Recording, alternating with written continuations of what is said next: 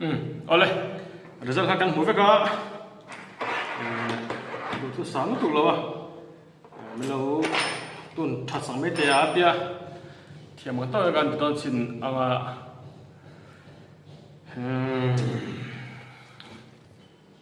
Police. Video say don to ka ama salama chronograph ka hu ka record de lem lawa. Police kan ka chinang a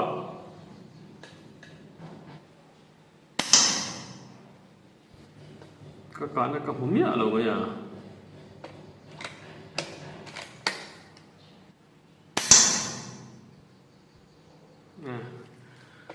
adik sada orang mesa adum lai lo fu vagin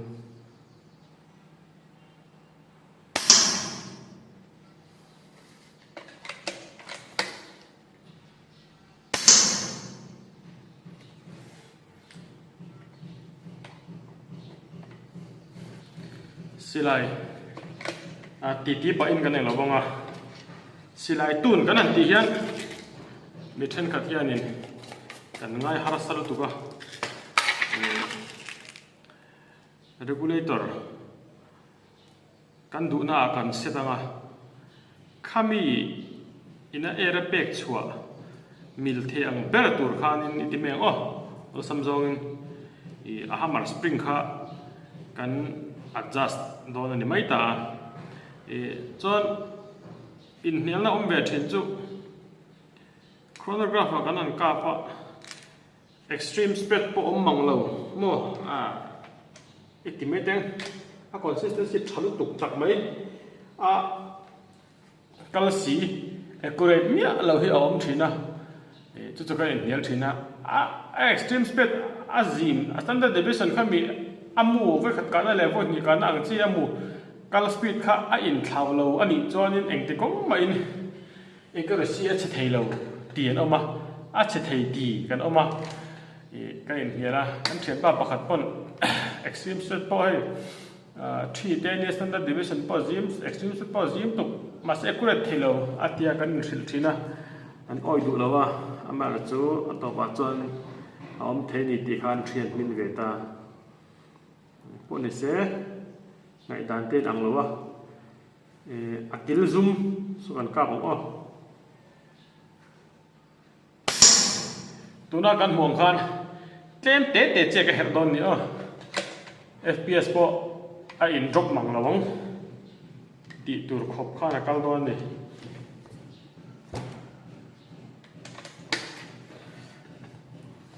millimeter khat ve lek lek te kha kan lo don ta a sweet spot tak tak ka kan jong do na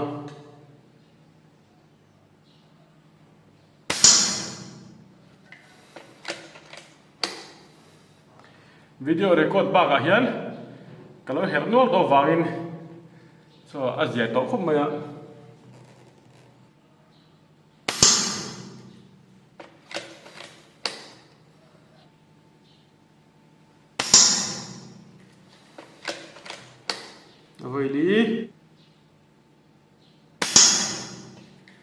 voi nga azim to khop maya somi target pa nga ya avar lai so I selopen ang chi a chin gen ni lo mo a pen mong zo ka a chin te ka khami khana khu phache che da te sonin azim a grouping po a thave pa ngai bia to ni teacher se theme amara chu so ai tha sonin ala ti the wangin kan tum zelam an chete kan herle a millimeter khat vel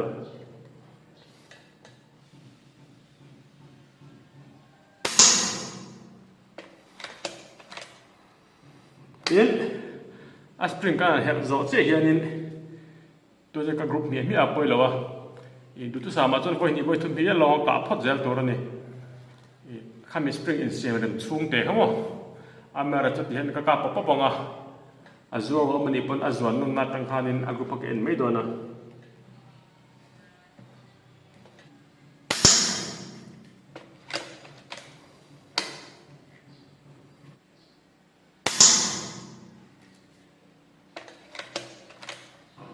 a group pa ngai che to ong avar la ya number sa kan kap to ong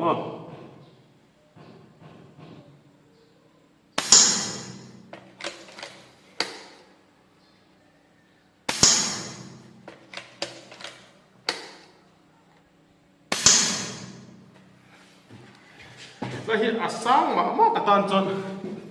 số bàn chôn đâm bể xem cần cầm mấy cái hiện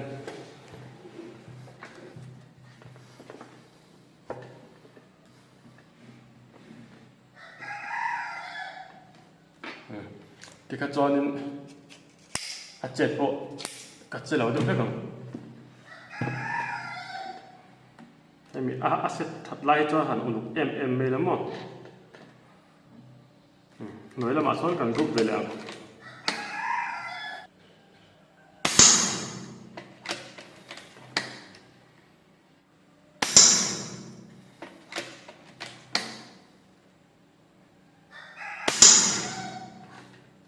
cái bên hiểu liền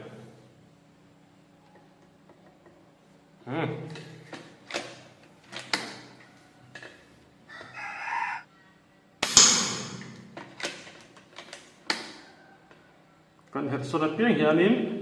a POI so dang lam zel do na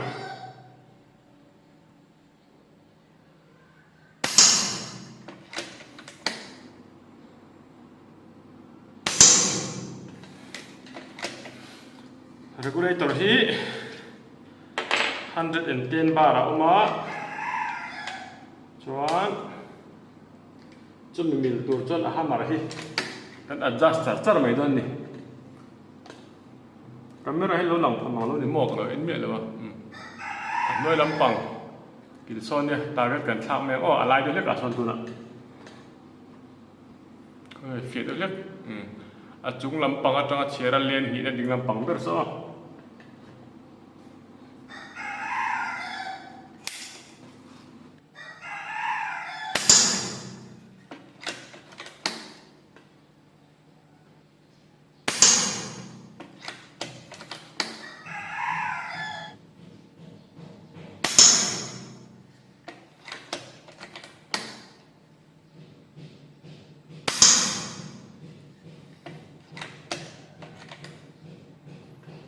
voi khẩn naka akal sanga engwang e bethelo ba zo ko so pathum hanin ko khata la lut beka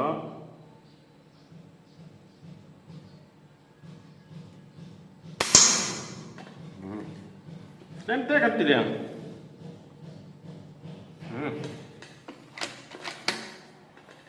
abul zai sa kan tum be thu tong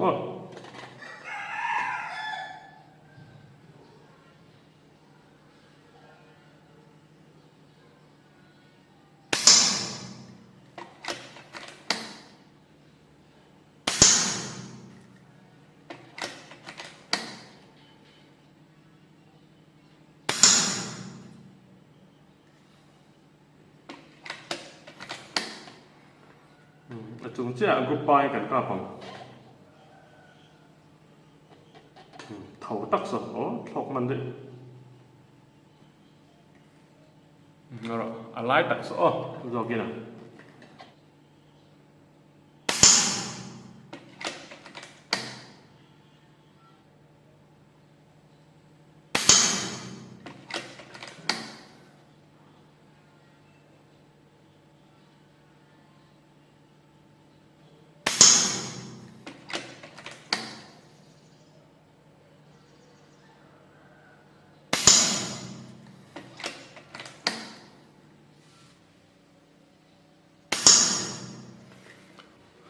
mà người tụi chân thật tất cả niềm vui khát khao cạp sang cái tật tì đầu vào chân hả sẽ té cần thật đen á anh cạp liền thì hả anh cạp cho nó rằng anh đủ ngắt thật mà hả cái tì đàn trên này cho anh tiêu là giờ đây sầm FPS đủ tay là giờ đây sầm qua một giấc qua mỏ cái data tarang khan chete ten ka dang thebe thung thil ne ke chon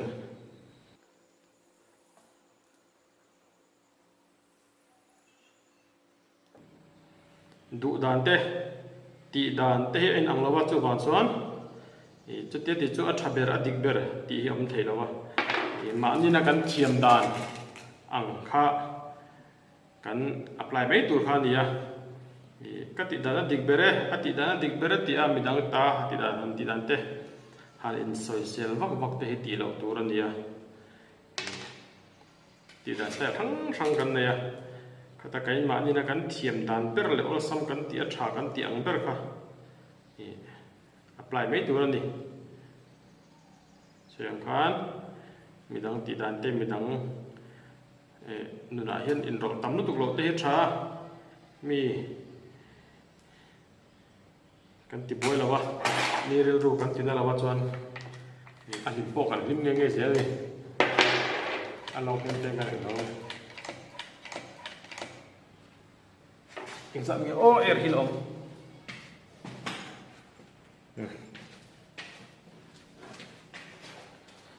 dik to tu ra ngai am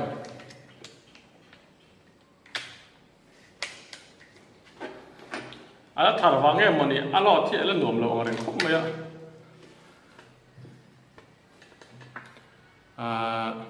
vela pang so kan kap le lem din so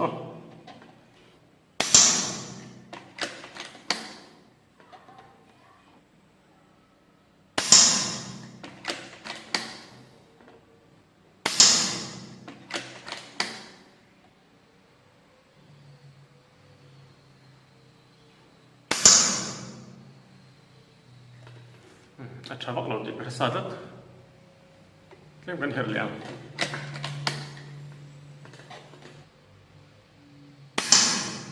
tin ba jon asko von he kata na lak lo tuwa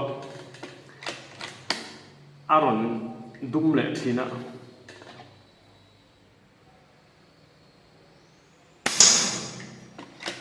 si tong khan kan her so na piangin point of impact so boy thin do na tlem ten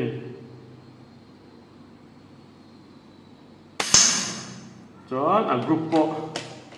a voi thum voi di level tang sonin apal dik don chaw ni o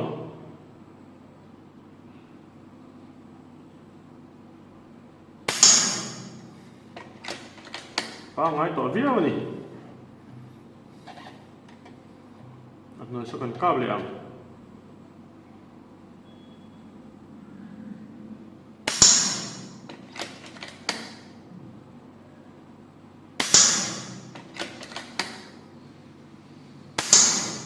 to ang khan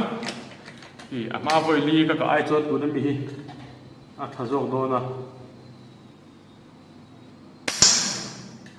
chan chu hamar hi spring ania kan theve ka kan her lu hian mo her tholom hian tle malo che ve a kham in siam rem te kha ngai ve a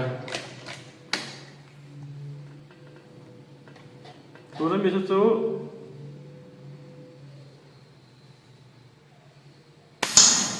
a chelo ve bang kan du tok to ang ti son tu ning chu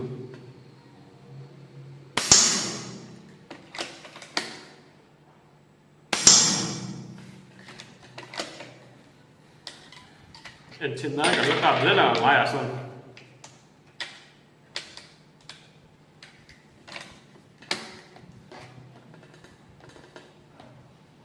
get ka siama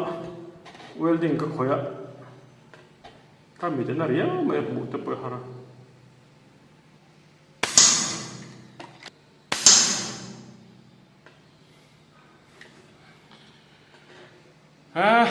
a thal duk to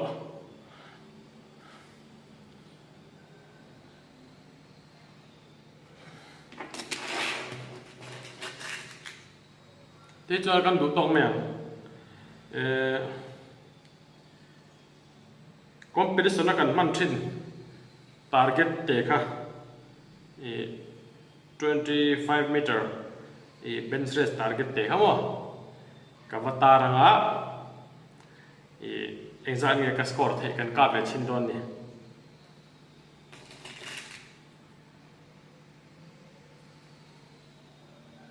emi atun na bi ke chu kan du tong meng te khan ve ka sai kwa zoi nga soi tong khan ati lama silai tun kan ti hianin kan hlau thong thina thil har salu tu kan ngai thina khatiang tur khan ni lo ni regulator kan du ta ga kan sedanga chuan hammer adjust na hian zoite tengen adjust anga accurate lai ber than mai tur chronograph kan nei lawa kan ti ni pon chronograph khara ngai lo tikanin accurate lai ber than mai tur px te po kam modia ka upgrade ta in thachawanga khatia khanin accurate bond de ter on be ni metar somga te chungam vel tu khada ta khanin antenna na ten la omta screwdriver hi hete herpop pop lovin sete tein tian sana tekhin taila dar som pahnia tanga dar khat herngal pop lovin khami inkara khanin mi nga omta som pahnia tanga pakhat inkara khan khami mi nga kha voi kata her pop lovin voi nga te kan thena nga te khan tlem te in kan heranga chuan ni accurate te hun om don ni dik te lai te kha khami kha kan thlan mai tur kha ni ta khami thlang pe kha tun thiam chu ni maya thi har sa pa kom lawa antenna na silai tle ma har sa lek ta hon ti kwal do angai chi te internal regulator chu mi khami ti ang ti te tlemin le tuna pe chon first regulator second regulator ti ang ti te po kan lo bol thina kha te po kha thil har sa ni lawa a first regulator e tum chu main regulator ina air anok at dong song na sal tuk lo tan bung tu me kha ni ta tle ma lo pui tu chau kha ni ta chu wa chuan ati da chu angrang thau ni sayang khan khati lai te a zeu lai te zong pe kha ni mai o po ni se kan du to nga so a sa thukha ta ngai la competition target kan ta nga kan kap sin don ya result ka ro thet ti len chau